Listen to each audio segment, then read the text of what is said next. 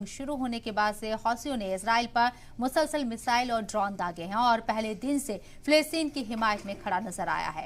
आपको बता दें, गाजा में मासूम फिलिस्तीनियों की मौत पर जहां पूरी दुनिया में एहतजाज का दौर जारी है, वहीं इसी कड़ी में यमन की राजधानी सना में इजराइल के खिलाफ जबरदस्त एहतजाज हुआ है।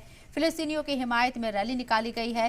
रैली के दौरान हौसी मिलिट्री के तर्जुमान याह्या सारिया ने बताया है कि गुज़िश्ता 48 घंटों के दौरान कई फौजी कार्रवाई हुई। रेड सी इलाके में अमेरिकी एयरक्राफ्ट कैरियर और उसके जंगी जहाजों को निशाना बनाया गया। वाज़ेह हो कि ये वाकया उसके चंद घंटों बाद पेश आया है, जब इजरायली जंगी जेट्स ने यमन में एक पावर स्टेशन और 2 बंदरगाहों को निशाना बनाया। वहीं इजरायल के वज़ीर आज़म बेंजामिन नेतन्याहू ने बयान दिया है कि वो हौसियों के खिलाफ और कड़े कदम उठाएंगे। आपको बता दें कि अक्टूबर 2023 में गाजा जंग शुरू होने के बाद से हौसियों ने इजराइल पर मुसलसल मिसाइल और ड्रोन दागे हैं और पहले दिन से यहाँ फिलिस्तीन की हिमायत में खड़े नजर आए हैं। दूसरी जानिब ईरान ने भी इजराइल की सख्त अल्फाज में मजम्मत की है। इजराइल के ताज़ा स्ट्राइक के खिलाफ ईरान ने इसे जुल्म करार दिया।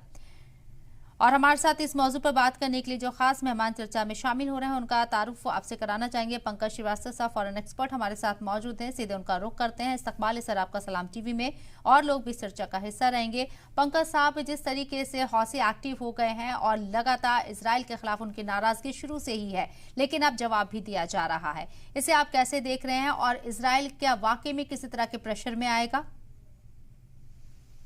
देखिए शबनम जी, जैसा कि आपने कहा इसराइल प्रेशर में आएगा, तो इसराइल किसी प्रेशर में नहीं है। इसराइल के ऊपर अगर थोड़ा बहुत भी वो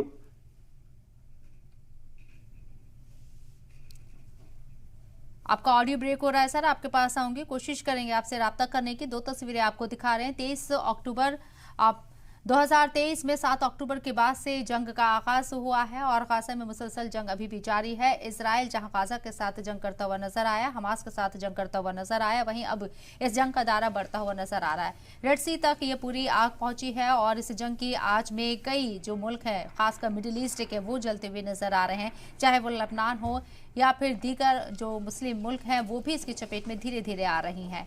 हमारे साथ हमारे गेस्ट लगातार बने हुए हैं। पंकज साहब, अपनी बात कंप्लीट कीजिए। जी, इसराइल के ऊपर जो मैं यही कह रहा था, दबाव है वो अपने 100 बंधकों को हमास से छुड़ाने का है।